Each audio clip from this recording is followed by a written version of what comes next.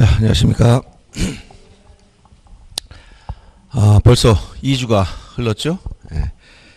이제 12월까지 이제 입문 과정에서 제가 이제 지난번에 이제 지적에 대한 거 전반적인 얘기 해드렸죠. 오늘 이제 등기에 대한 거 이렇게 해서 첫 시간에 이제 부동산 공시법이 어떤 과목인가 이걸 좀 설명드렸고 그 구성 내용으로서 지적과 등기가 있다 이렇게 말씀드렸는데 지난번에는 지적에 대한 전반적인 즉 토지를 등록해서 이를 관리하는 과정이 어떤 것인가 이걸 설명드렸을 거예요. 오늘은 이제 제일 그래도 까다롭다는 등기 문제. 이 등기 문제를 한 번에 정리한다는 것은 사실상 일반인들이 쉽진 않아요. 강의를 아무리 얼마큼 해도 이걸 어떻게 전체 내용을 파악해 줄 수 있는 것인가 이것은 요령 있게 설명이 어렵습니다. 그래서 저도 오랜 경험에 의해서 이 입문 과정에서 등기를 설명하라 했더니 그 내용을 큰 줄거리만 가지고 설명을 했다. 그럼 그것은 여러분들한테 전체 내용을 파악하는데 어려움이 있습니다. 설명이 잘 안 돼요. 그래서 이걸 요령 있게 설명을 하면 전체 기본 틀을 이해하고 나서 이제 구체적인 것은 교재를 공부하면서 채워놓으면 되는 겁니다. 그래서 부동산 등기 기본 개념이나 이런 걸 이해하려면 등기 틀을 이해해야 돼. 기본 틀. 그래서 오늘은 그것을 말씀드릴 것이니까 지난번에 나눠줬던 이 그림 나눠준 거 있었죠? 그것도 옆에다 펴놓고 한번 보시기 바랍니다. 그래서 제가 오늘은 이제 처음 공부하시는 분들에게 예를 들어서 요게 코끼리입니다 라고 하려면 사진을 보여주고 전체적인 요런 모양이다 라고 여러분 인식하고 나면 그 다음에 코끼리 코는 어떻게 생겼고 세부적으로 들어가서 다리는 어떻고 이런 내용들은 채워넣을 수 있다는 얘기예요. 그래서 전체적인 모습을 제가 설명해 줄 테니까 요거를 머릿속에 입력하고 등기란 이렇게 되는 거구나 요 개념만 이해하시면 구체적인 내용은 어렵진 않습니다. 자, 그러면 제가 이제 첫 시간에 했던 게 부동산 등기의 요 부분이 어렵다고 한 것은 부동산 등기는 배경에 무엇이 있다겠죠? 민법이 있다겠어요. 그래서 이건 빙산의 일각에 불과하다. 민법이 밑에 깔려 있고 잠깐 민법 중에서 특히 물권법 가장 재산법 중에 중요한 물권법의 공시 절차에 불과한 겁니다. 즉, 요 부동산 등기 출발점은 요 배경에는 민법이 있더라. 요 민법 중에서도 물권법. 여러분이 시험에서 제일 출제 문제 많이 나오는 겁니다. 물권법이 조문이 이것이 민법 185조부터 372조까지 조문이 있어요. 요게 물권 법정주의부터 시작해서 쭉 설명된 겁니다. 그런데 요 물권법 내용 중에서 등기법이 출발이 되는 조문은 어디라겠냐면 민법 186조입니다. 이건 여러분들 거의 암기해야 됩니다. 나중에 요거 조문 내용은 요 186조가 뭐라겠냐면 법률 행위로 인한 물권의 득실 변경은 등기를 하여야 그 효력이 발생한다고 규정했어요. 다시 한번 뭐라고요? 법률 행위로 인한 물권의 득실 변경은 즉 취득, 상실, 변동상, 변경은 어떻게 된다? 등기를 하여야 그 효력이 발생한다. 그러니까 등기 안 하면 여러분 쉽게 내 아파트를 샀다. 돈 다 주고 인도 받아서 내가 사용하고 있어요. 그래도 물권 변동 효력이 생겼어 안 생겼어? 안 생긴다는 거예요. 어떻게 해야 된다? 등기를 하여야 된다는 거예요. 그러면 등기를 하려면 어떻게 하느냐? 부동산 등기법이 정한 절차에 따라 등기를 하라 이 얘기입니다. 그러니까 결국은 요 배후에 물권 변동을 위한 모든 행위가 법률에 여기 다 이루어져요. 그리고 이 등기는 요 186조에 여기 법률 행위라는 게 있다. 요번 여러분들이 입문 과정에서도 이런 내용은 다 들었죠? 법률 행위? 자, 법률 행위로 인한 물권의 채권이 하나 뭐라고? 물권의 득실 변경에 의한 취득, 상실, 변경상 요런 것은 법률 행위로 인해서 물권에 대한 취득, 상실, 변동이 생기면 어떻게 된다고? 등기를 하여야만 그 효력이 발생한다. 이런 효력이 발생한다. 알았어요? 이때 등기한 절차를 규정한 것이 보다 요게 부동산 등기법, 법률 중에 부동산 등기법이 요 등기한 절차를 규정하고 있다. 이런 얘기예요. 아시겠습니까? 그래서 오늘은 제가 이제 전체를 이해시키기 위해서 요 등기 관련된 전형적인 예를 들을 것이고 그 절차를 전체 어떻게 돌아가는가 그 얘기를 해줄 것이며 등기를 한다는 것은 어디에서 하는 거라 했죠? 등기소에서. 누가 할까요? 등기하는 사람은 등기관이 합니다. 등기관. 등기관은 등기소에 근무하는 공무원들이 다 등기관이 아니고 등기관으로 지정받은 분들이 있어요. 지방법원장으로부터 또는 이렇게 법원에서 등기관이라고 지정을 해야 돼. 그럼 일반적으로 등기소에 근무하는 사람들 중에서 거기 보면 계장급 되는 사람이 있어요. 각 계장, 1계장 이제 그런 분들이 다 등기관입니다. 그리고 등기소장이나 등기과장도 당연한 등기관이에요. 나머지는 등기관이 아니라는 얘기예요. 거기 보조에는 주무관이나 이렇게 접수해 준 사람은 등기관이 아닙니다. 그러니까 등기관이 법정 절차에 따라서 등기부에 기록하는 것이 등기인데 자, 구체적인 내용을 들어가면 1장에서 등기란 무엇이냐, 등기 기능은 어떤가, 등기 종류는 무엇이 있느냐, 효력은 어떠냐, 유효요건은 어떠냐 이런 것은 나중에 세부적 등기에 대해서 설명하는 데 불과한 겁니다. 전체 틀을 알고 나면 그런 것들은 아무것도 아니라는 얘기예요. 그래서 자 이렇게 등기를 해야 효력이 생긴다고 했으니까 그럼 등기 부동산 등기 기본 개념 알려면 자 물권 종류가 많죠. 이런 민법 입문 과정에서 물권에 대해 배웠죠. 조금은. 대표적인 물권이 뭐가 있을까? 일단 소유권, 전형적인 거지 소유권. 그다음 또 뭐 있어? 점유권도 있고 유치권도 있고 지상권도 있고 지역권, 전세권, 저당권 또 뭐가 있어? 질권도 있고 많죠. 근데 이제 등기할 수 있는 것은 그 중에서 점유권이나 유치권이나 동산질권 등기와 상관이 없어요. 알았어요? 여기서 부동산 등기와 관련된 것은 소유권이나 지상권이나 지역권, 전세권, 저당권, 근저당권 포함해서 이런 것들 내용들이 등기할 수 있는 물권에 속한단 말. 이런 얘기죠. 그래서 자 이런 물권 가장 전형적인 것은 그럼 한번 봅시다. 이 물권 중에서 여러 가지가 있지만 자 예를 든다면 가장 전형적인 게 뭐가 있다? 소유권. 이게 가장 전형적인 물권이란 말이에요. 소유권. 아파트를 샀다 그럼 뭘 산 거야? 소유권을 취득하는 거지. 팔았다. 소유권을 넘기는 거예요. 일반적으로 대표적인 물권이 뭐예요? 소유권이라고 생각하시면 됩니다. 즉 물권은 소유권만 있는 건 아니지만 대표적보다 소유권. 우리가 무엇을 이해하려면 어떤 것을 생각하는 게 제일 여러분이 공부하는데 편하면 대표주자가 뭔가 대표적인 거 요걸 딱 상정하고 그 틀을 이해하시는 것이 공부하는데 도움이 된다는 거예요. 대표주자. 딱 대표적인 걸 예를 들어서 기억하라는 거예요. 왜냐하면 법률 과목이란 건 추상적인 학문이에요. 상당히 추상화되어 있어. 그러면 이 추상적인 개념 같은 것은 쉽게 와닿진 않는다는 거예요. 여러 가지 구체적인 사례가 있는 것 중에서 공통점을 모아놔서 추상화시켰기 때문에 그럼 우리가 처음 공부하는 사람들이 쉽게 이해하려면 어떻게 그중에 대표적인 사례를 통해서 이걸 기억하는 것이 훨씬 이해가 빠르다는 거예요. 사례를 통해서. 그래서 그 사례 중에 가장 대표적인 게 뭐다? 예? 이 물권 중에 대표적인 소유권이고 여러분 앞으로 공부하면서 민법이라는 가장 전형적인 건 판례예요.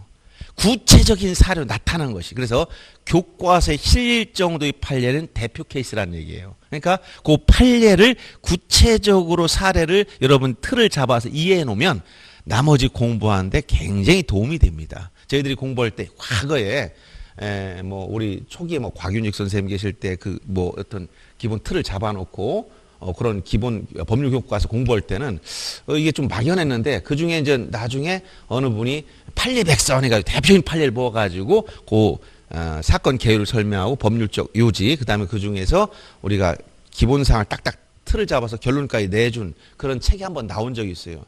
그때 굉장히 인기가 있었습니다. 왜 그러냐면 대표적인 판례를 통해서 각각의 예를 들어서 뭐 점유권이다, 소유권이다 이런 대표적인 취득 시효 문제다, 법률행위 문제다 각각의 조문에 관련 대표 판례를 딱딱 모아서 정리해 주니까 사례를 통해서 공부해 주니까 어떻게 내용이 추상적 내용이 상당히 구체화되면서 기억에 오래 남더라는 거예요. 추상적인 것은 기억이 오래 가지를 못해요. 알겠습니까? 그래서 자 그럼 이 물권의 대표 주자가 뭐다? 소유권이더라. 그 다음에 요 득실 변경 중에 대표적인 게 뭐예요? 취득에 관련된 거 뭐야? 취득하는 과정은 여러 가지가 있죠. 물건을 취득하는 과정은 어떻게 돈 주고 살 수도 있고 빌릴 수도 있고 여러 가지가 있겠죠. 그러면 자 대표적으로 이 취득과 관련된 것 중에 우리가 배우는 것 중에 매매라는 걸 생각할 수 있어요. 매매. 이건 계약의 전형적인 거예요. 계약 전형적이보다 유상계약의 전형 매매. 무상계약의 전형보다 증여. 이런 걸 조금 이런 용어는 들었습니까? 예. 무상계약의 전형적인 것이 계약 14종 전형계약 중에서 증여고 유상계약이 가장 대표적인 전형적인 것이 보다 매매란 얘기예요. 이것은 법률 행위와 관련된 요 법률 행위와 관련된 대표적인 걸 보시다 계약이고 계약 중 대표주자가 뭐다? 매매라는 거지. 아시겠어요? 이 대표주자 한번 생각해 보자는 거야. 처음 공부하는 사람이 너무 여러 가지를 다 열으면 이게 혼란이 생겨서 쉽게 와닿지라는가 대표적인 걸 놓고 보자는 거예요. 그 다음에 여기서 요거는 득이라는 건 취득은 누구 입장에서 사는 사람 입장은 취득이지. 그럼 파는 사람에서 뭐야? 상실이 되잖아요. 그렇죠?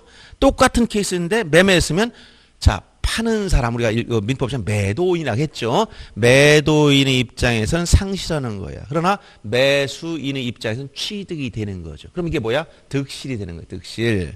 이것은 이 취득이나 상실 관련해서 어떻게 된다고? 등기를 하여야 그 효력이 발생한다라고 규정했잖아요. 그러니까 이런 내용을 토대로 해서 한번 사례를 보자는 얘기예요. 그러면 지난번에 여러분들 나눴던 자료 그림이 있죠. 이 그림을 보시면 자 대표적으로 제가 이렇게 그리면 이건 주택이라 즉 건물이다 이런 얘기야. 그런데 이제 그릴 때 여러분들 이제 이걸 자꾸 추상화시키기 위해서 이제 앞으로 자 보세요. 이렇게만 하면 이건 일반적으로 토지를 상징하는 거예요. 토지. 알았어요? 네모진 뭐 토지. 뭐 땅이 딱 네모진 땅만 있는 건 아니고 뭐 세모진 것도 있고 둥그러스름한 것도 있고 뭐 여러 모양이 있겠지만 이건 토지 같은 상징을 한다는 것이고 여기다가 자 이렇게 딱 이게 뭐다? 건물이 된다는 건물. 그럼 이거 건물에는 뭐가 있어요? 일반 건물도 있고 상가도 있고 아파트도 있고 단독주택 있고 빌라도 있고 종류가 많겠지. 전체적으로 묶어서 뭐라고? 건물이야 건물. 그래서 자 이런 건물이 있다. 그럼 이 건물 중에서 이해하기 쉽게 아파트다. 이렇게 생각해 보세요. 예, 이것도 대표적인 거. 자, 요 사람은 가지고 있어. 소유권 현재 가지고 있어. 근데 요 소유권을 이걸 팔고 싶어. 요 사람은 사고 싶다.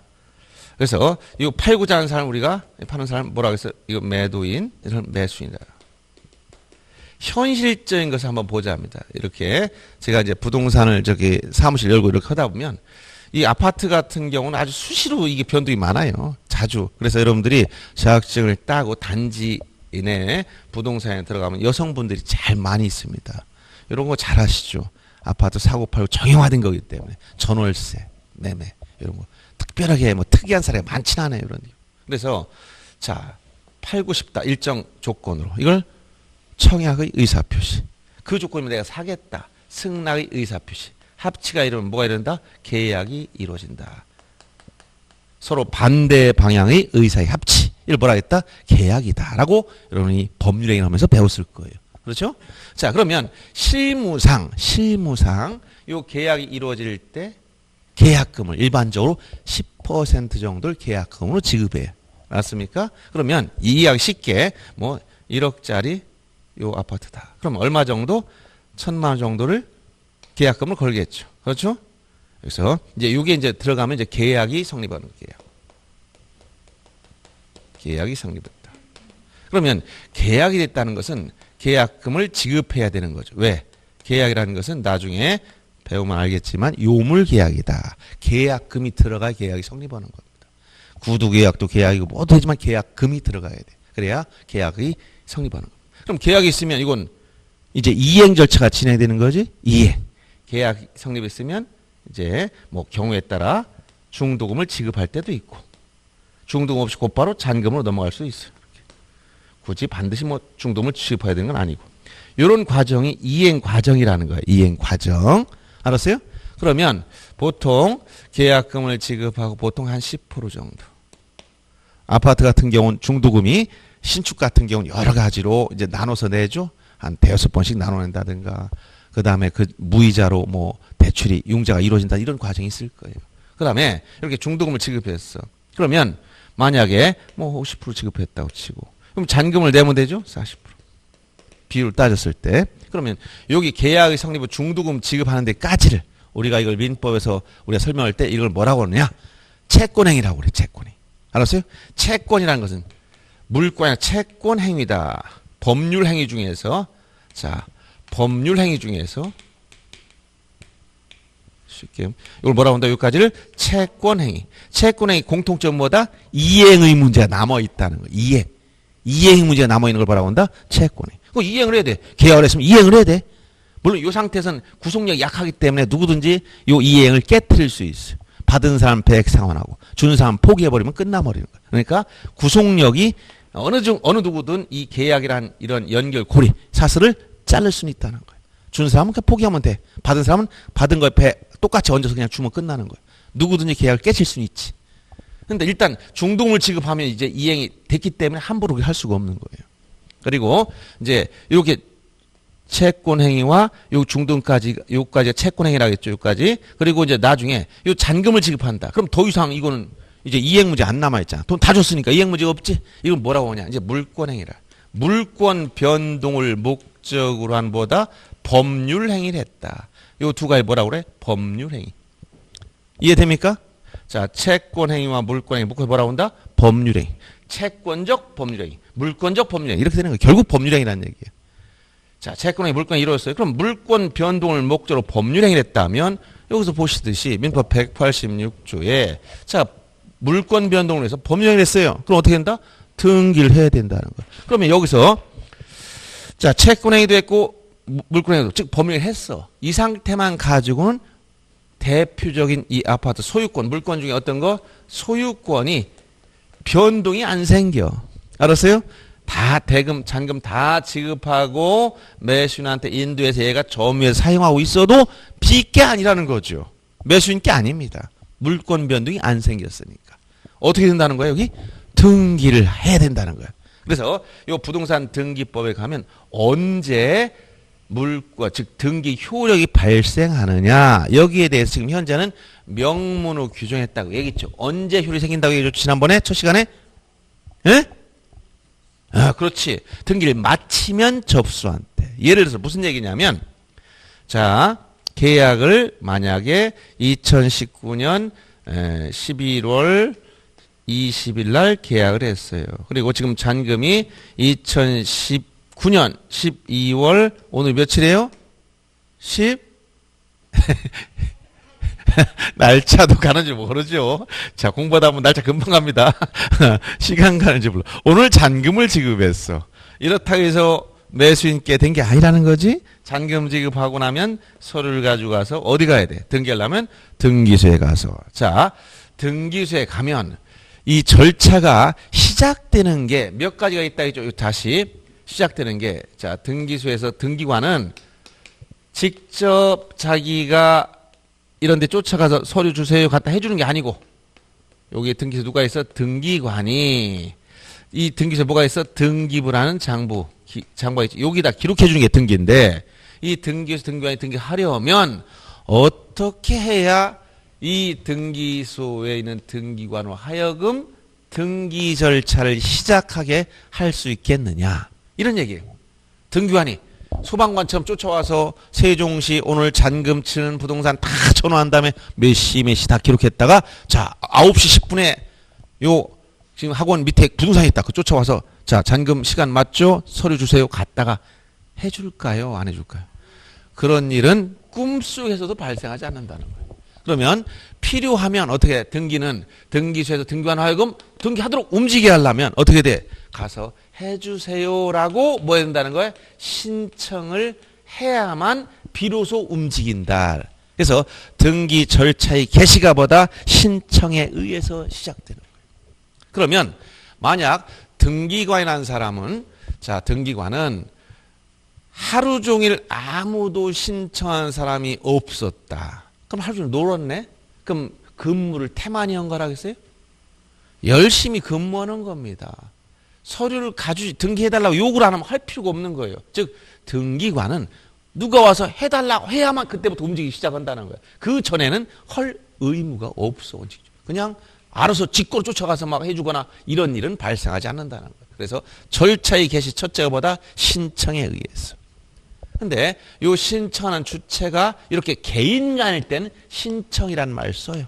근데 신청한 주체가 개인이 아닐 때도 있겠죠? 예를 들어서 요 세종시에서도 자기가 토지를 취득할 수도 있고 세종시가 가지고 있는 부동산을 일반한테 팔 수도 있고 그러면 이 부동산 즉 토지나 건물에 대해서 변동이 생기는 것은 개인 간에 주고받는 것도 있고 또 어떻게 이런 지방자치단체나 이런 관공서가 가지고 있는 것도 할 수도 있겠죠. 그러면 등기할 때 어느 주체가 이렇게 개인일 땐 신청하는 용어를 썼지만 국가나 지방자치단체 같은 관공서의 입장에선 신청이라는 용어를 안 쓰겠다는 거예요. 왜? 등기관과 똑같은 대등한 공무원 관공서끼리 우리가 신청이라는 용어를 굳이 쓰겠느냐. 꼭 느낌이 뭐야? 아래 사람들이 위에 있는 사람들이 뭐 해주는 것 같은 느낌이 들잖아. 신청한다. 일제시대 상신한다 뭐 이런 말 썼단 말이에요. 이것은 상당히 권위주의적인 표현이고 어떤 국민을 밑에 이렇게 내려다보는 입장의 표현일 수가 있는 거예요. 그래서 신청하는 용어를 쓰지 않고 무슨 용어를 쓴다 했지? 촉탁이라는 말 쓴다 했지. 촉탁. 이것은 자, 이 등기관과 대등한 지위에 있는 입장에서는 촉탁이라는 말을 쓰는데 국가나 지방자치단체 같은 관공서 입장에서는 용어를 뭐라고 한다? 촉탁이라는 말 쓰는 거예요. 그리고 법률에 부동산 등기법에 요러요러한 경우는 등기관이 직권으로 처리하세요 라고 정리한 게 있어. 자, 어떤 절차를 하려면 직권에 의해서 뭘 해라라는 게 있단 말이야. 그것은 직권은 원칙적으로 하면 안 되는 건데 법률에 특별히 규정되어 있는 거 있어요. 등기관이 직접 이걸 말소해라. 직권 말소, 직권 보존 등기, 직권에 대한 변경 등 이런 게 일부가 있습니다. 그래서 예외적으로 등기관이 직권으로 하도록 규정한 게 있습니다. 알았어요? 그리고 등기관도 결국은 사람이다 보니까 실수를 할 수 있다 없다? 있어. 그럼 등기관이 잘못했으면 등기에 관해서는 등기관이 전적으로 책임지고 하는 거예요. 자기 책임하에 처리해 주는 거예요. 그런데 등기관도 실수하면 어떻게 했냐. 이 사람이 행정공무원이라면 행정심판제도나 이런 게 있는데 사법부, 이 등기소는 어디에 붙어 있다 했지? 법원의 말단 기관이죠. 사법부의 말단 기관이에요. 그러면 사법부에 있는 등기소에서 독립관청인 등기, 독립관청이란 말은 자기 책임하에 사무를 독자적으로 처리한다는 거예요. 자기가 그 등기 사무에 대한 아주 독자적인 권한을 가지고 있어요. 그러니까 등기관이 잘못했다면 그럼 어떨 거냐 이런 얘기야. 행정공무원이라면 행정심판제를 통해서 구제받아라 하겠는데 이건 행정부가 아니잖아. 사법부잖아. 그러니까 행정심판제도도 없어 여기는. 그러면 소송을 해야 되느냐? 소송도 안 돼. 그럼 뭐냐? 이 등기관의 결정이나 처분이 잘못됐으면 별도의 구제 절차를 따로 만들어 놨어. 이걸 뭐라고 하냐면 이의신청제도가 있어. 올해도 한 문제 나왔죠. 이의신청. 맨 등기법 마지막에 가면 이의신청이라고 그 도표 아래 이의신청 제도가 있을 겁니다. 자, 이의신청을 통해서 구제받는 제도가 있어요. 이의신청 제도를 통해서. 그러면 이의신청하면 등기관을 감독하는 기관이 누구냐? 법원이란 말이야. 지방법원. 지방법원에서 등기관보다 법률지식이 좀 있는 법관들이 이것은 등기관이 잘못했다. 그럼 등기관한테 너 이거 등기를 해라. 말소해라. 또는 실행하라. 이렇게 명령을 내려. 명령이란 뭐야? 위의 기관에 아래 사람들이 하는 거죠. 우리 전형적인 게 어디야? 군대에서. 상급자가 하급자한테 명령을 하면 무조건 따라야 되죠. 명령. 그래서 요 등기에도 뭐가 있다? 명령에 의해서. 자, 명령은 어디서밖에 안 나온다? 이의신청. 이건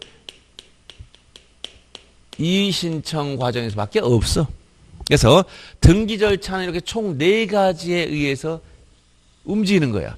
신청 또는 촉탁. 이게 원칙인데 주체가 관공서가 라면 용어를 뭐라고 썼다? 촉탁. 예외적으로 직권 또는 명령인데 이 직권에 대한 경우는 법률에 특별 규정이 있을 때만 하는 거예요. 알았어요? 그래서 예외적인 현상이기 때문에 이 2가지는 많이 나오는데 특히 이 명령은 이의신청 과정에서밖에 없기 때문에 따로 그렇게 많이 언급은 안 되더라. 주로 많이 나온다면 이 직권에 의한 특히 말소 등기 이게 많단 말이에요. 그 내용을 나중에 정리해 줘야 됩니다. 그래서 등기 절차가 시작되는 원리는 총 몇 가지가 있다? 4가지. 신청, 촉탁, 직권, 명령에 의해서 등기 절차가 시작이 된다는 거예요. 그러면 일반적으로 신청이라 하는 것은 자, 이런 경우 개인들이 등기소에 가서 등기해달라고 요구하는 거라겠지?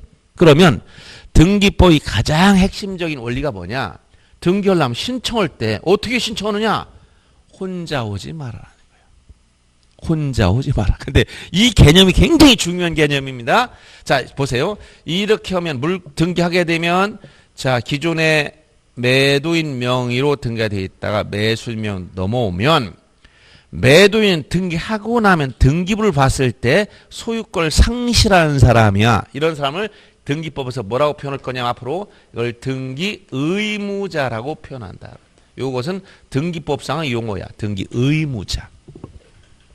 매수인 등기하면 자기 앞으로 소유권을 취득해버려. 이런 사람을 뭐라고 표현하냐면 앞으로 등기 권리자 이렇게 표현합니다. 자, 의무자, 권리자. 그러면 여러분 제가 한번 물어볼게요. 의무자라면 뭐라고? 등기함으로써 이런 물권 같은 권리를 상실하게 되거나 손해볼 사람이야. 권리자는 등기하면 소유권 같은 권리를 취득하거나 이익을 볼 사람이야. 누가 더 중요할까? 생각해보세요. 누가 더 중요할까? 제가 해주는 강의는 인터넷 아무 티지도 안 나와. 왜냐하면 이런 걸 해주는 분이 없기 때문에. 기본적으로 다들 형식적 앵무새처럼 이런 거 이거 한번 떠들어봐야 원리를 터득 못하면 등기법 이해 못하는 겁니다. 의무자가 이야 대단한 분이 나왔네. 대부분의 사람들은 권리자 중요하다 이렇게 생각합니다. 권리자. 왜? 등기하면 소유권을 취득하는 사람이 얼마나 중요해 이렇게 생각. 일반적으로 이렇게 처음 물어보면 다. 그런데 여기 세종시에는 아주 특별한 분이 나와서 의무자 처음 했는데 이렇게 나와. 그 의무자 이것은 자 보세요. 중요하다는 이 등기법의 핵심은 일반 입장에서 얘기하는 거예요. 등기 누가 해주는 거예요? 주체가. 등기관이 해주는 거라 했지. 등기관의 입장에서 누구를 중시할 것인가를 보는 겁니다. 등기관은 자 여러분이 오늘 강의 끝나면 이 빌딩 여러분한테 등기해 줄 거야. 그럼 여러분 기분이 좋아 나빠? 좋아하지. 불만해서 아니 왜 이거 기분 나쁘게 내 앞으로 등기해 줬어? 그리고 등기관이 따질 것 같아요? 그럴 사람 없어. 자기 앞으로 이거 빌딩 등기해 준다는데 싫어할 사람 어디 있어? 근데 오늘 강의가 끝나면 여러분 명으로 됐던 이 빌딩이 딴 사람 넘어가. 여간 대가는 받았을지 모르지만 그 형식적인 거 이 기록만 놓고 보면 내 이름이 사라지고 딴 사람 넘어가지. 서운합니까? 서운하지 않습니까? 일단 서운하지. 자기 이름이 넘어가잖아. 딴 사람 앞으로. 그러면 반드시 이런 중요한 물권 중에 대표주자인 소유권이 넘어간다면 누구의 의사를 반드시 확인해야 되는 거야? 명의자, 자신의 의사를 물어봐야 되지? 근데 등기관은 이런 실무상 개인들의 등기한 사람들을 불러다 실체 관계를 따져볼 수 있는 권한이 없습니다. 등기관이 유일하게 할 수 있는 것은 당사자가 제공한 서류만 가지고 검토해서 하자가 없으면 등기해 주는 게 전부예요. 이걸 우리가 형식적 심사다라고 표현하는 거예요. 서류만 가지고 심사해. 서류만 가지고. 아셨습니까? 그러면 자 여기서 등기법상 누가 중요하냐 물어봤을 때 이 얘기는 누구 입장에서? 등기관의 입장에서 누구를 중시할 것이냐 이런 얘기예요. 알았어요? 등기관 입장에서 보면 취득하는 사람, 이익을 보는 사람은 해주면 고맙다 소리는 할지언정 등기관에 따지고 들지는 않을 겁니다. 그러나 상실하는 사람, 손해보는 사람에 대해서는 본인의 진의에 반한 등기를 해버리면 이 등기관이 다 물어내야 돼. 자기가. 다 물어내야 돼. 100억짜리 빌딩을 이 사람 제대로 진위도 파악하지 못하고 넘겼어. 누가 물어낸다고? 등기관이 물어내야 돼. 다. 그럼 등기관은 누구 입장을 항상 살펴봐야 돼? 의무자. 과연 이게 진위에 따라 이 등기가 되는지를 꼭 확인해야 돼. 근데 또 뭘 못한다고? 불러다 물어볼 수도 없어요. 왜? 실체관계를 심사할 권한이 없어. 뭐만 가지고 따진다고? 당사 지원 서류만 가지고 따져야 돼. 잘못했다가 큰일 나는 겁니다. 그러니까 그래서 이것을 우리가 뭐라고 하느냐. 그래서 요 기본 원리를 여러분 이해시켜야 등기법, 이 틀을 이해해야 등기법을 이제 보는 안목이 생겨. 그래 안목이 생겨야 이렇게 들어보면 원리가 뭔지를 구체적인 건 안 들어봤어도 전체적 방향을 잡을 수 있단 말이야. 그래서 이것을 뭐라고 하냐? 등기 진정성이다. 진정성. 이 진정성은, 등기 진정성은 결국 등기 진정성이라 함은 무엇을 의미한다? 의무자의 진의란 얘기야. 누구? 의무자. 등기 의무자. 등기 의무자의 진의를 확인하는 걸 뭐라고 한다? 진정성. 알았어요? 진정성을 확인해야 돼. 근데 어떻게 할 수 없다고? 불러다 물어볼 수가 없어. 왜? 권한이 없어. 실질적 심사하는 게 아니라는 거예요. 실체 관계를 따져볼 수가 없다는 거예요. 당사 제공한 서류만 가지고 따져봐야 돼. 그럼 무엇이 제일 필요할 것 같아? 등기관 입장에서 본인 아니면 해줄 수 없는 서류를 가져라는 거예요. 누구? 요 의무자, 상실한 사람, 이 사람 아니면 꼼짝 못하는 서류를 가져라는 거예요. 그게 대표적인 게 뭘까? 지금까지는 인감증명. 그 중에서 이런 가장 대표적인 소유권을 넘긴다. 그럼 이 소유권이 아까 뭐라고? 물권의 대표주자. 물권이 가장 대표적인 소유권이잖아. 소유권이 넘어가. 이럴 때는 일반 인감도 필요 없어. 반드시 무슨 인감이냐? 매도용 인감이라는 걸 특별히 떼우라고 그래. 이건 본인이 직접 가서 이 사람이 직접 관공서에 가서, 즉 개인 같으면 일반 그 동사무소 같은 데 가든가, 그리고 법인 같은 법인명으로 됐다면 등기소에 가서 발급받아야 돼. 그때 본인이 직접 갈 때 누구? 매수자의 인적사항을 누가 써야 돼? 이 사람이 직접 다 자필로 써줘야만 되는 거예요. 그러니까 제3자 할 수 있겠어 없겠어? 못합니다. 공무원들도 매도이라면 이 사람 신분관계를 정확히 다 신분증을 통해서 확인하고 발급해 주는 거예요. 알았어요? 그리고 인감증명에 누구를 특정한다고? 매수자를 이 사람이 다 써넣어야 돼, 직접. 그래야만 발급이 돼. 그러니까 함부로 할 수가 없어요. 이런 걸 가져라고 한다. 그 다음에 또 뭐가 있을까? 자, 넘긴다면 반드시 뭐가 들어가야 돼? 이 사람이 이 부동산의 소유권을 가지고 있었다는 걸 증명해야 될 거 아닙니까? 그게 다 대표적으로 뭐예요? 여러분들 빌딩을 가지고 있어? 아파트를 가지고 있어? 땅을 가지고 있어? 무엇을 가지고 제3자한테 나 이거 소유자야! 라고 증명할 거야? 에? 집문서, 땅문서가 있을 거 아닙니까? 쉽게 집문서, 땅문서 있어야 될 거 아니에요? 그 집문서, 땅문서가 뭐예요 그게? 과거에 등기필증이라고 했던 거. 지금은 등기필 정보라는 거야. 그 뒤에 보면 보안 스티커로 붙여놨지만 거기에 일련 번호와 비밀번호가 다 붙어있는 게 있어요. 그건 본인만 가지고.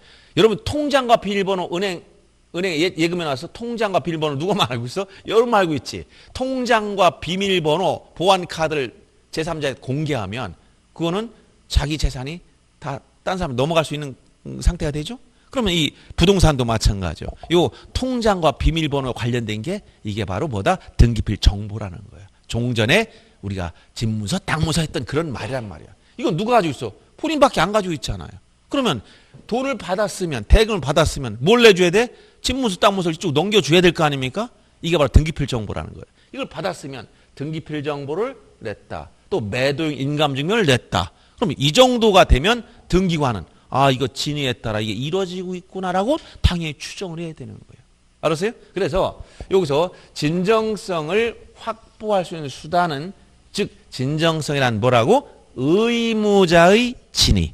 권리자가 아니라 누구? 의무자의 진의야. 등기관이 볼 때 이 매수인 같은 권리자는 중요하지가 않아요. 그래서 중요하지 않다는 건 서류도 어떻다? 간단하다는 얘기야. 얘는 그냥 막도장 하나만 있으면 돼. 그리고 뭐 세금만 냈다는 거, 취득세 이런 거 냈다는 것만 증명하면 그냥 등기돼요. 이 사람은 특별한 게 없어. 이 사람은 자기 앞으로 지금 소유권자로 만들어주는데 까다롭게 할 이유가 없어. 간단하지. 그런데 이 사람 소유권을 뺏기고 있어. 그러니까 굉장히 절차가 까다로워. 진짜 진위했다 너 그거 했냐? 또 네가 반드시 했다는 걸 증명해봐. 이런 얘기예요. 근데 불러다 물어보지 못해? 그러니까 본인 아니면 받을 수 없는 서류를 가져와라라고 한단 말이야. 그 대표적인 게 뭐라는 거예요? 여기서 첫째, 진을 확보한 수단. 자, 첫째 뭐냐면, 자, 한번 잘 보세요.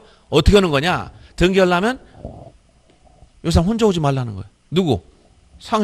이 취득과 상실이 있다면 상실하는 사람과 취득하는 사람이 같이 신청해야 돼. 이걸 뭐라고 하냐면 공동신청. 여기서 참고로 요 공동이라는 말은 무슨 말이냐면 사람이 여러 명이란 말이 아닙니다. 사람이 100명이 가도 단독 신청이 있고 이렇게 딱 서로 어떤 거야? 상실하는 사람과 취득하는 사람이란 서로 반대 방향의 지위에는 사람이 신청을 뭐라고 한다? 공동신청이라고 그래요. 알았어요? 서로 반대 방향. 나는 취득해, 쟤는 뺏겨. 이 같이 하는 걸 뭐라고 한다? 공동신청.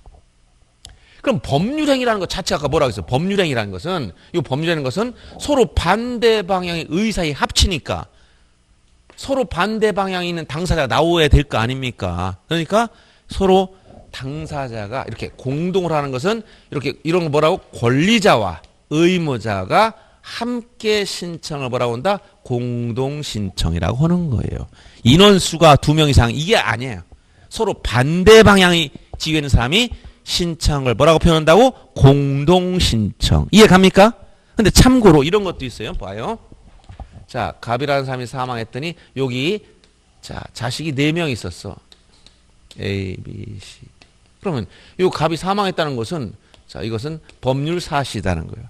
그래서 여기에 부동산 하나 가지고 있어. 토지나 건물이 있었어. 사망하면 이 사람은 권리 능력을 상실하지. 여러분이 혹시 민법 입문 과정에서 권리 능력은 언제 갖는다고 하던가요? 권리 능력은. 권리 능력자 이런 말 들어봤어요? 아, 아직 처음이니까. 그럼 행위 능력에 대한 말 들어봤어요? 들어봤어요? 봤는데 지금 미성년자 뭐 이런 얘기 들어봤죠? 이제 그건 행위 능력이 제한되는 거예요. 딱 일률적인 나이 조건에 따라서. 그다음에 요즘 이제 각종 제한 능력자에 대한 개념이 여러 가지로 명칭 과거에 법률 개정이 바뀌었지만 이러한 제한 능력자들이 있죠. 그런 사람은 권리 능력이 제한받는 거예요. 그러면 권리 능력은 언제 갖는 거예요? 여러분 같은 우리가 이런 우리를 뭐라고 한다? 우리 여러분이나 나 같은 사람을 법률상 자연인.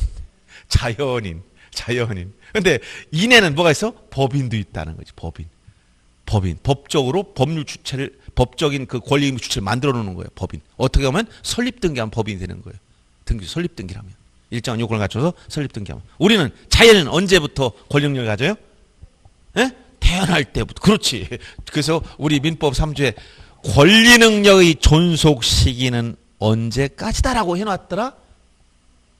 예, 출생 시부터 사망 시까지. 자, 다시 한번. 권리 의무의 귀속 주체가 되는 게 뭐야? 권리 능력자인데 권리 능력은 언제 생기느냐? 자연인 같으면 언제부터? 출생 시부터 사망 시까지. 출생 시부터 사망 시까지. 이게 권리 능력의 존속 시기라는 거야. 출생할 때부터 죽을 때까지가 권리 능력을 갖는 시기야. 자연인은 이게 이해하기 쉽게 우리 같은 이런 자연인의 경우에 이게 나는 자연인이다 뭐 이런 게 아니고 자연인은 출생 시부터 사망 시간. 이제 법적인 개념은 아주 정치합니다. 왜냐하면 법적 분쟁이 많이 생기기 때문에 그래요. 그러면 구체적으로 출생이란 게 뭐냐 이런 것부터 또 나누죠. 이것도 민법에서 다루는 개념이 다르고 형법과 다 달라요. 민법은 재산권 분야고 형법은 생명 존중이라든가 이런 그 어떤 그 법익을 보호하는 거였어요. 그래서 법익은 뭐 재산도 법익이고 생명도 법익이고 신체도 법익이고 명예도 법익이란 말이야. 그러면 출생 시점 언제냐 이것도 이제 시점이 계속 나눠지는 거예요. 이게 여러 가지 학설들이. 예를 들어서 출생은 진통이 시작될 때냐 또는 일체 모체 좀 나왔을 때냐 완전 다 나왔을 때냐 나와서 자기가 자기 폐로 호흡을 할 때냐 이게 이제 각 학설이 나눠지는 거예요. 그래서 뭐 진통설, 일부 노출설, 전부 노출설, 그다음 독립호흡설 이런 학설들이 나오는 거예요. 그다음에 사망 시점도 그냥 전통적으로 그냥 호흡이 멈췄을 때냐, 뇌사가 많이 나오니까 뇌사 판정을 받아야 되느냐. 뇌사라는 건 요즘에 그 장기식 때문에 나온 학설이에요. 왜냐하면 의사들은 생명을 살리기 위해서 어떤 경우로 봐서 재생의 가능성이 없어. 회복될 수가 없어. 그런데 비용이 엄청나게 들어가잖아요. 그걸 그 여러 가지 장비를 써서 호흡을 유지시키려면. 근데 그 보호자 입장에서는 하루에 몇백만 원씩 들어간 걸 그 감당하면서 계속 옆에서 지켜볼 수는 없는 거 아니야. 도저히 재생 가능성이 없다. 그럼 뇌사 판정을 내려서 장기를 쓸 수 있는 사람한테 또 이식도 하는 경우도 있잖아요. 그럼 장기식을 하면 또 여름 또 살잖아. 그러면 의사는 열심히 수술하고 나왔더니 살인죄 딱 수갑차고 이제 깜빵으로 가야 돼. 그럼 그거 할 수가 없잖아. 그래서 이런 학설들이 나온단 말이야. 그래서 이제 민법상은 요 출생 시점은 모체 전부 노출돼. 이건 뭐냐면 완전히 출산해서 딱 다 나오면 호흡을 안 해도 그때부터는 시점이 이제 자연인이 권력력이 발생한 시점, 시발점. 그리고 전통적인 여기 끝난 시점은 사망시인데 이 사망의 시점은 전통적으로는 보다 호흡과 맥박이 영구적으로 멈췄을 때가 사망시고 뇌사설은 최근에 그런 장기식 때문에 나온 학설이에요. 그래서 뇌사 판정이 받으면 이제 뇌사 그 상태에서 사망으로 보는 거죠. 그리고 이렇게 권리능력 존속시가 이렇게 되니까 만약 이 사람이 사망했어요. 여기 사망했어. 여기 죽었어. 그럼 권리능력이 있어 없어? 여기까지 민법상 권리능력 갖고 있다가 딱 죽으니까 없네? 그러면 소유권자가 돼야 안 돼? 안 되잖아. 그럼 이 소유권이 개인이 가지고 있다. 소유권이 없어지면 국가로 부동산은 국유로 들어갔다가 상속이 찾아오는 걸까요? 아니라는 거지. 그러면 이때 이게 이렇게 그렇게 한다면 소유권 공백이 생기잖아. 그러니까 어떻게 했어? 우리는 물권 변동 이렇게 법률 행위만 있는 게 아니고 법률 규정에 의한 물권 변동이 있다 해서 민법 187조라는 게 나오는 거잖아. 즉 상속이나 수용이나 경매나 형성 판결이나 기타 법률 규정에 의한 물권 변동은 등기를 하지 않아도 그냥 생겨. 다만 처분하려면 물권 변동 관계를 공시하고 처분해야 되기 때문에 처분 팔아먹으려면 자기 앞으로 등기하고 팔아먹으라 쉽게 얘기하면 이런 규정을 만들어 놓은 거예요. 그러면 이렇게 자 이렇게 사망하면 여기 시차 없이 여기서 곧바로 요 시점에서 갑이 가지고 있다가 요 시점에서 등기 없이도 A, B, C, D 이 상속인 앞으로 그냥 소유권 자동 넘어간 거야. 자동. 언제? 사망 시에 1초의 0.001초의 빈틈도 없이 자동으로 넘어간 거예요. 알았어요? 그래서 이 사람들이 소유권을 취득했잖아. 등기업 취득했잖아. 그럼 등기를 해야 되지.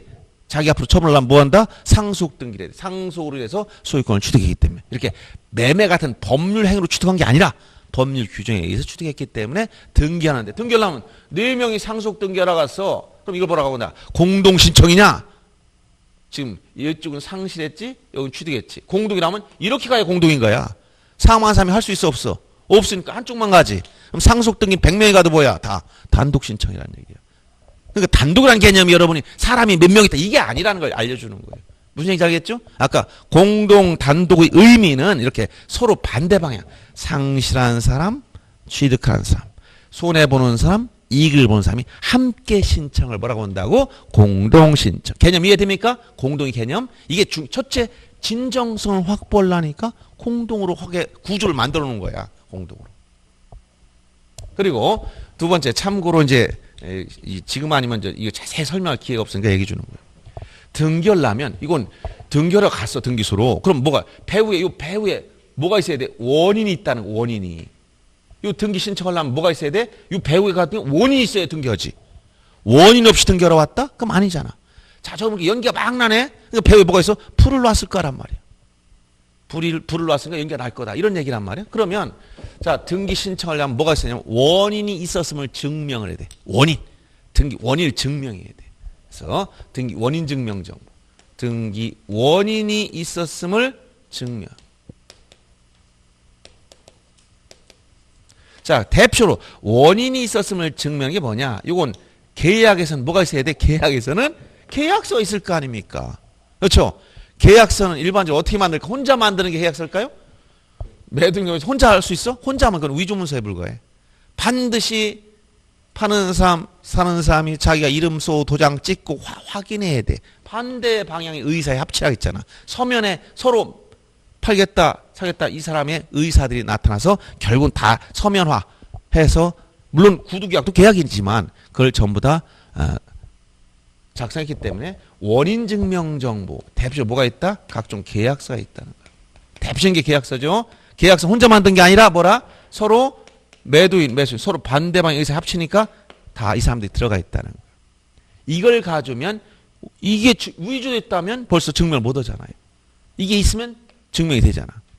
그 다음 계약을 했으면 뭐 한다고? 아까 계약했으면 이행한다고 했잖아. 계약했으면 뭐라고? 이행을 해야 돼. 이행이 끝나는 게 뭐야? 돈을 다 줬지. 그럼 이 사람 매수인 입장에 의무가 뭐 대금 지급 의무가 있고 돈을 다 줬어. 그럼 판사는 뭘 줘야 돼? 등기에 필요한 서류를 넘겨줘야 돼. 등기에 필요한 서류 중에 가장 대표적인 게 뭐라고? 아까 집문서, 땅문서 주어라. 이걸 뭐라 했어요? 등기필 정보. 등기필지나 했던 게 이제 명칭이 바뀌었다겠죠? 그래서 이건 누가 가지고 있을까? 등기필 정보. 그런 사람 뭐라고 했어 아까? 의무자. 의무자는 등기 의무자는 집문서 땅문서 있을 거 아닙니까? 이걸 내줘야 되는 거야. 그럼 이 등기필 정보를 제공해서 등기관에 갖다 냈다는 것은 등기관이 볼 때 요 매수인이 어떻게든 매도인 집에 가서 훔쳐왔을 것이라고 추정할까? 아니면 정당한 대가를 지급하고 받았을 것이라고 추정하는 게 일반적일까? 대가를 줬으니까 이걸 내줬을 거 아닙니까? 그렇죠? 그러니까 이걸 받아서 냈다는 것은 적법한 이런 법률행위가 진행됐구나라고 추정을 해준다는 거예요. 진정성을 추정할 수 있다는 거예요. 이것만 가지고도 믿을 수가 없다는 거야. 등기관은 그래서 눈이 항상 45도로 삐뚤어져서 사시야. 사람 가면 이렇게 쳐다보면 저것도 무슨 나를 속이려고 한 항상 의심해. 의심의 눈치로 보는 거야. 저 사람이 또 뭔가 항상 의심합니다. 그래서 등기관을 의심을 풀어줘야 되니까. 의심을 풀어주려면 이런 소리를 갖다 내줘. 그러면 등기관이 들어왔구나. 내 의심이 이제 풀렸다. 그럼 등기해주겠다. 이런 얘기. 알았어요? 그러니까 이것만 가지고는 좋은데 이것만 가지고 등기관 또 의심을 안 풀어. 아직까지 의심 안 풀어. 왜 안 푸느냐? 글쎄 요게 또 우연히 자기 친구 집에 가서 책상 위에 놓여있는 등기필 뭐 있게 그거 짚고 와서 이거 할 수도 있지? 라고 의심한단 말이야. 그러면 본인이 직접 했다는 또 증명해야 돼. 그래서 아까 가장 중요한 게 뭐라고? 인감증명 중에 뭘 가져와 온다고? 매도용 인감증명 가져오라는 거야. 그럼 본인 아니면 발급 안 해줘. 이 사람 직접 가서 자기 신분증 내걸고 이 매수인 이름을 다 자표를 써서 내줘야만 발급해 주는 거야. 이렇게까지 하면 더 이상 의심할 여지가 없어. 알았어요? 그래서 이제 마지막으로 이제 소림사 18관문 중에서 마지막 관문이 뭐다? 인감증명까지 가져오라는 거야. 누구 거? 일반적으로 인감증명 누구 거? 이게 인감증명이랑 도장이라는 말이 아니야. 관공서 발급해준 인감증명서. 이게 이제 최근에는 서명 인증서 제도가 시행되고 있잖아요. 서명도 홀랑 본인 직접 가서 서명해야 되는데 여전히 등기소에 대한 관계에서는 매도용 인감증명을 가져오라고 그래요. 알았습니까? 매매의 경우는 누구 거냐? 역시 의무자 거다. 결국 여기서 잘 보세요. 누가 들어가서 의무자 진위를 확인해야 되겠다. 그래야만 등기해 주겠다. 알았어요? 이게 등기에 필요한 가장 중요한 요소가 되는 거예요. 누구 입장에서? 등기관의 입장에서. 이런 서류를 가져오면 등기해 줄게. 이런 얘기. 그러면 내 의심이 첫 번째 관문 풀렸어. 두 번째 관문 풀렸어. 세 번째 관문 넘어갔어. 마지막 소림사 18관문 다 넘어갔어. 그럼 뭐야? 인감증명 가져왔다. 그러면 내 의심을 풀었다. 그러면 이 사람 등기해줘도 이제 문제는 없겠다. 그래서 등기하려면 이 진정성 보장 수단이 필요한데 진정성을 확보하기 위한 수단이 첫째 절차를 어떻게 만들었다? 혼자 오지 말고 상대방 상실한 사람과 주식한 사람이 함께 와라. 이건 물론 둘이 동시에 나타나라는 말은 아니에요. 무슨 얘기냐면 어떤 분이 이렇게 했더니 저는 단독으로 했는데 옛날에 10년 전에 한 10몇 년 전에 대전 방문가에서 강해 주는데 어떤 분이 저는 아파트 혼자 등기했는데요. 그러더라고. 그러면 상속받았어요? 아니요. 샀는데 혼자 했어요. 어떻게 혼자 했어요? 했더니 서류만 만들어. 자, 여기서 보세요. 이 사람이 우임장을 써줬어. 인감료 첨부 우임장 도장에다 다 찍어서 여기 넘겼어. 이게 단독 신청입니까? 공동 신청입니까? 이거는 자기가 우임해 줬다는 것은 본인이 나간 거랑 똑같다는 얘기예요. 효과는 여러분 대리에 관련된 거 민법시 배우죠? 법적 효과는 본인이 직접 한 거 똑같은 거예요. 서류 받는데 혼자 갔다 단독 신청이 아니라 거기에 그 사람 인적사항이 다 들어가서 우임장 들어갔으면 공동으로 한 거 똑같은 거예요. 알았어요? 그래서 내가 혼자 갔다 해서 단독 신청이 아니라는 거예요. 자, 이러한 기본 개념을 잘 보시고 여기 이 네 가지가 진정성 확보하기 위한 수단입니다. 공동 신청 누구? 의무자를 절차에 관여시켜라. 그 다음에 원인증명정보 등기 신청을 하면 그 등기 원인 기초가 되는 즉 연기가 났다면 불이 났음을 증명해라. 그래야 믿겠다는 거야. 자, 그러면 계약했으면 이행됐다면 네가 네 의무를 다했다면 상대방이 가지고 집문서 땅문서 받았을 테니까 이걸 내줘라. 이 가지고 부족하니까 뭐야? 또 판사한테 가서 매도용인감이라는 걸 발급받아 내줘라. 그러면 믿겠다는 거예요. 이게 뭐다? 등기의 진정성 보장이에요. 진정성은 누구다? 의무자의 진위를 확보하기 위한 수단이다. 누구? 의무자의 진위. 알았죠? 요런 게 있기 때문에 등기관은 심사할 때 뭐만 해도 서류만 가지고 심사해도 진위가 대부분 확보돼요. 100%는 아니지만. 알겠습니까? 그래서 100% 확보하려면 심사 관계를 실질 심사를 해야 되는데 실체 관계를 못 따져봐야 되는데 그러려면 단점이 또 생겨. 즉 심사하는 방법이 서류만 가지고 심사하는 방법과 실체 관계 다 따져보는 방법이 장단점이 있다는 거예요. 서류만 가지고 따져보면 뭐가 좋아? 신속하게 이루어. 서류만 딱딱 보니까 하루에 등기관 한 100건, 200건 처리할 수 있어, 등기를. 그런데 실체관계를 따져보면 진위가 확보되는, 의무자 진위가 확보될 수 있는 장점은 있지만 하루에 기껏해야 10건. 그러면 절차가 지연되잖아. 시간이 많이 걸리고. 진정성 보장을 위해서는 실질 심사에서 의무자 진을 일일이 다 확인하면 좋은데 시간이 많이 걸려. 그럼 한 건 하려면 시간이 걸리니까 밀리다 보니까 쭉 여러분들 교통 체증이 생기면 앞에서 막히면 쭉 막히지. 자, 요즘엔 등기한 걸 하면 6개월입니다. 좀 1년 같더니 등기한 걸 하면 1년 있어야 등기됩니다. 그러면 등기할 수 있겠어요? 우리나라 사람 같이 성질이 급하면 다 죽어버려요. 지금도 인구 감소 때문에 출생률 저조 때문에 저하돼가지고 자꾸 들어가서 인구 절벽이라고 하는데 부동산 거래하다 다 죽어 나자빠지면 이거 어떡할 거야 이거. 그러니까 우리는 뭐 한다? 형식적 서류만 가지고 탁탁탁 심사하는데 요런 보안 장비가 있기 때문에 그래도 문제가 없다는 얘기예요. 알았어요? 자, 그래서 이러한 기본적 원리를 이해하고 나서 이제 절차가 진행되는 걸 보자 하는 거예요. 자, 이렇게 해서 여러분들은 자, 여기서 이제 공동 신청의 기본 개념이 뭐냐라는 걸 배웠고, 자, 등기할 때 누가 중요하다? 의무자가 중요하더라. 등기 의무자가 중요한데 그 의무자의 진위를 확보하는 수단이 중요한 게 이렇게 크게 있더라. 그래서 서류만 가지고 심사에 등기해줘도 하자가 거의 없다. 이런 얘기 해준 겁니다. 그래서 이런 내용을 정리한 다음에 자, 이제 이렇게 해서 이제 등기하려고 이제 갑니다. 등기소에. 등기하려면 어디로 가야 돼? 당연히 호랑이를 잡으려면 호랑이굴로 가야 되고, 등기하려면 어디로 가야 돼? 에? 등기소에 가야지. 등기소. 여기 세종등기소, 즉 조치원에 있는 세종등기소, 옛날 과거에. 그럼 여기 세종시 같으면 거기로 간단 말이에요. 등기사무를 처리하는 곳이 등기소야.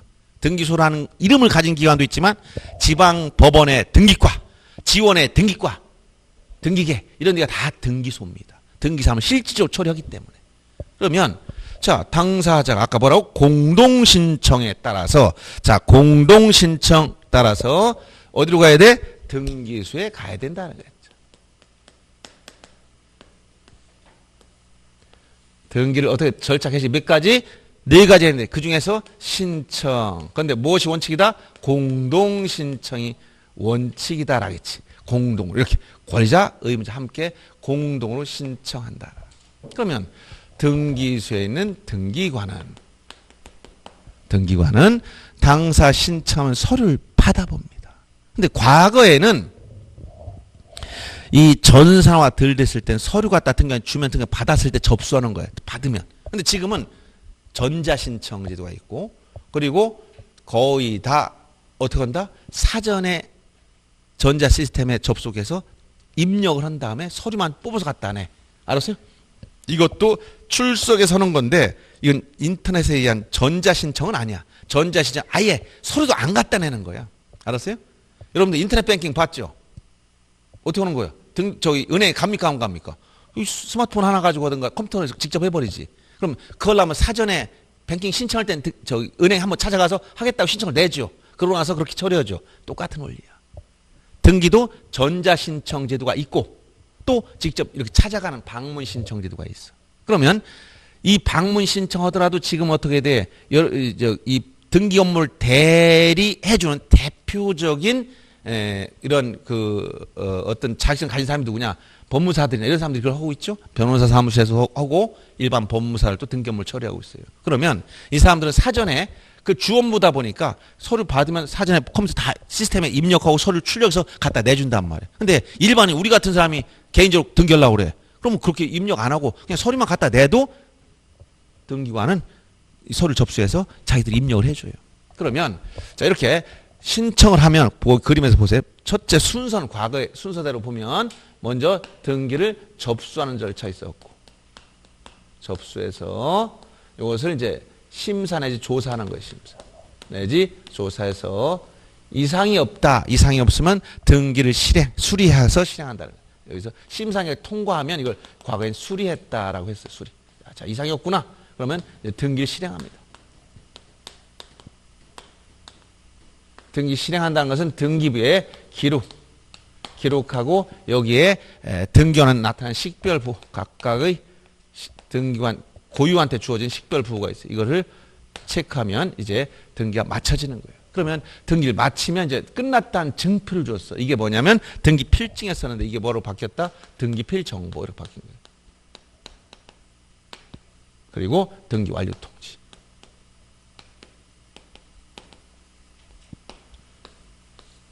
요게 이제 과거에 등기 필증 제도가 이렇게 바뀐 거예요.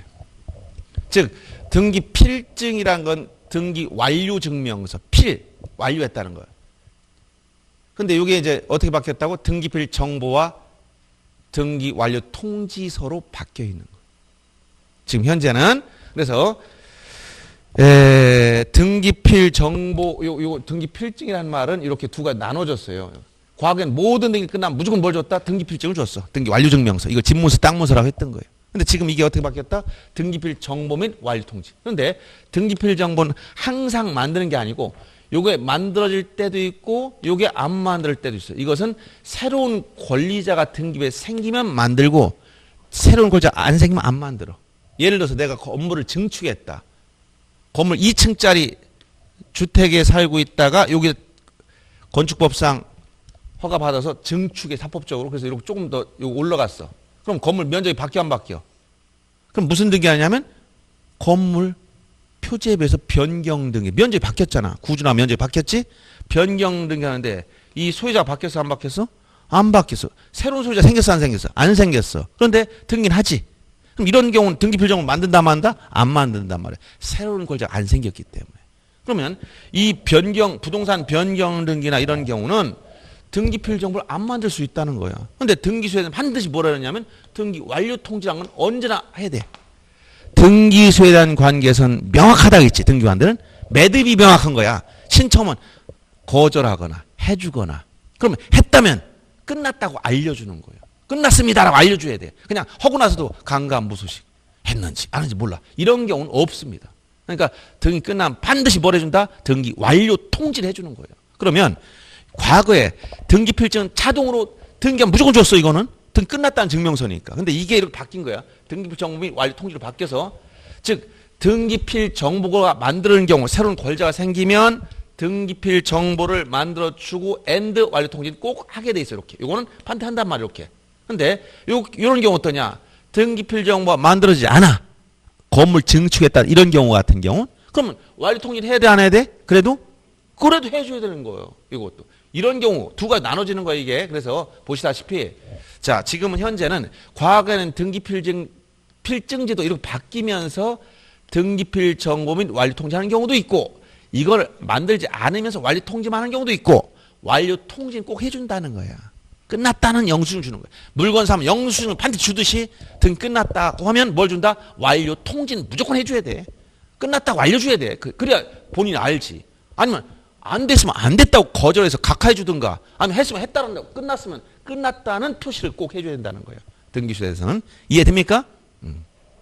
그래서 이런 절차로 이제 되고 그리고 여기서 끝나는 게 아니야. 등기 끝나면 여기서 끝나는 게 아니라 첫 시간에 제가 뭐라 했지? 공시 방법이 어떻게 됐다고 했죠? 이원화 됐다고 했죠. 이원화.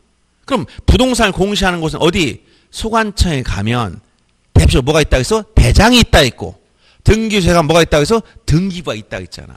근데 우리나라는 지금 요새 이제 요즘 아주 그 세금 때문에 난리잖아. 세금. 복지를 하면 세금 많이 걷어야 되잖아. 무조건 이제 엄청난 이거 뭐 세금 두드려 맞고 난리가 나는데 자 보세요. 이 구조가 이런 구조야. 자 보세요. 여기 행정부에 가면 행정부 대표적으로 소관청이 시장군수청장 여기서 뭘 가지고 있다? 대장을 가지고 있고 그렇죠? 근데 지금 등기는 어디서 사법부 소속이 여기 사법부 여기 보면 등기소가 있다 그렇지? 여기 뭐가 있어? 등기부가 있다 그렇지? 이렇게 대장이라는 것과 등기부 이렇게 나눠서 공시하는 거 뭐라고? 이원적 공시방법. 그 다음에 또 뭐도 있어? 세무관서도 있어. 세무관서. 가면 세무서. 행정관청 중에 세무관서가 있단 말이야. 여기서 뭐예요? 세금을 부과해야 될 거 아닙니까? 그렇게 요 등기부에 무엇이 기록되고 빠져올 때 반드시 뭐가 따라오는 세금이 따라와요. 세금. 알았어요? 죽으면 죽은 사람까지 따라가는 게 뭐야? 묘지까지 쫓아가는 게 세금이야. 세금은 뭐 죽은 사람까지 쫓아가서 다 받아내. 상속재산을 다 받아냅니다. 그러니까 예를 들어서 제일 먼저 물권 변동이 생기려면 어디서 생긴다? 지금 대장상 건축물 대장 소유자가 A야? 요것도 A 이렇게 있어. 그럼 소유권 이전 등기하려면 어디를 갔어요? 등기소에 갔지. 갔더니 여기서 신청해서 이상이 없으면 등기해 준단 말이야. 그럼 등기부에 소유자를 바꿔놨어. 그럼 소유권 이전 등기가 됐죠. 그럼 저 아파트 소유자는 지금 B로 바뀌어 있단 말이야. 근데 대장상 소유자는 누구로 돼 있어? 그냥 종전 A로 돼 있잖아. 근데 공시 방법이 어떻게? 이원화돼 있다 했지. 어떻게? 대장에 한번 공시하고 등기부에 한번 공시한다 이렇게 했잖아. 이원적 공시 방법. 그럼 이쪽에서 바꾸면 반드시 어디를 바꿔야 돼? 또 일로 바꿔야 되지. 알겠습니까? 그래서 이 그림을 제가 좀 옆으로 그리는 게 나을 걸 그랬네. 자, 이렇게 먼저 요 위에 제가 지금 좀 이해의 편을 위해서 이쪽에다 먼저 그릴게요. 왜냐하면 요게 더 낫겠어. 자, 요 사법부 소속의 여기 등기소에 가니까 여기 등기부가 있더라.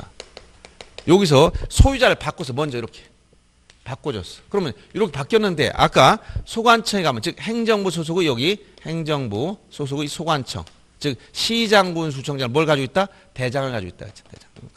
근데 이렇게 명칭을 바꿔볼게. 이렇게 여기 등기부 대장 이렇게 여기 항상 어떻게 된다 했지? 일체된다 했지. 그런데 먼저 등기하려면 어디를 간 거야? 먼저 등기소에 갔잖아. 여기 등기소에. 시청이나 군청 여기 간 게 아니라 어디 갔다고? 등기소에 갔어. 여기서 이전 등기 신청하면 등기부장 소유자를 바꿔준단 말이야. 알았어요? 근데 요 대장은 여전히 시청, 구청, 군청에 가니까 토지대장, 임야대장, 건축물 대장에는 그냥 그렇게 돼 있어요. 그대로 종전 소유자 그대로. 그러면 한쪽만 바꿨기 때문에 이쪽은 맞는다 안 맞는다? 안 맞아. 그래서 이쪽 첫째 여기를 먼저 바꾸고 나면 반드시 어디를 바꿔야 돼? 연동적으로 여기를 바꿔야 돼. 대장을. 그러니까 이를 바꾸려니까 등기 끝나면 등기법상 지체 없이 자 용어가 뭐라고 했어 전에? 지체 없이 즉시 바로 뭐 이런 게 아니라 지체 없이 등기가 끝났다 알려주라는 거야. 이렇게 등기가 끝났다라고 알려주는 거야. 등기 완료 통지.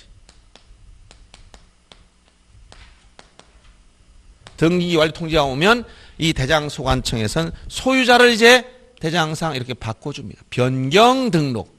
이전 등기 한 번 다 소유자 변경 등록해 주는 거예요. 그런데 문제는 보세요. 또 뭐가 있다고? 이 세무관세 세금이 항상 따라오더라는 거야.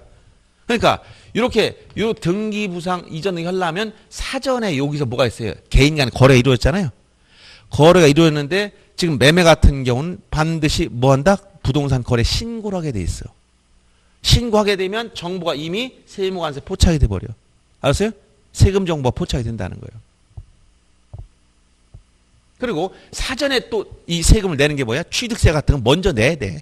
내고 나서 증명서 냈다는 그 영수 증명서를 첨부해 등기가 이루어지기 때문에. 그리고 또 사후에 하는 게 뭐야? 양도세 같은 것은 사후에 2개월 이내에 이 양도세를 또 내야 되잖아. 그러니까 이걸 해야 되기 때문에 이 이전 등기가 하면 요 내용들이 전부 다 세무관세에서 이걸 다 파악하고 있다는 거예요. 그러니까 여기도 등기완료 통지, 그 다음에 여기도 등기완료 통지 해주는 거예요. 세무관세 통지.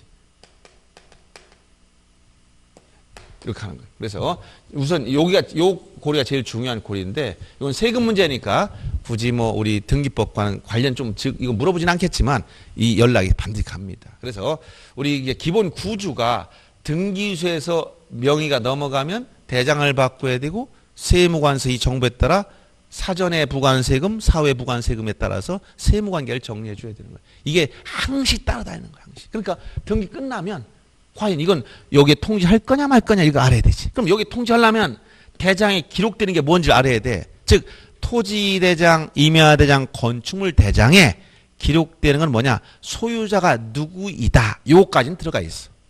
근데 등기부보단 자세하진 않아. 알았어요? 자세한 건 어디? 등기부가 자세하지. 여긴 소유권에 관한 사항이 다 들어갔어. 압류, 가압류, 가등기 뭐 이렇게 여러 가지 다 나온단 말이야. 소유권 관리된 건 다 들어가. 근데 여기는 그런 게 안 들어가고 소유자가 현재 누구다. 요 정도만 참고로 알려주는 거기 때문에 소유자 바뀌었다면 대장상 소유자를 변경 등록해야 되기 때문에 지체 없이 대장소환청에 등기관리 통지를 해줘야 된다. 이게 뭐야? 요 다음 절차로 나오는 각종 통지 제도가 있게 된다. 알았죠? 이렇게. 자, 여기까지 일단 흐름만 좀 잡아줬고요. 시간이 이제 좀 쉬고 할 시간이기 때문에 좀 쉬었다. 지우지 마시고 그냥 두세요. 예.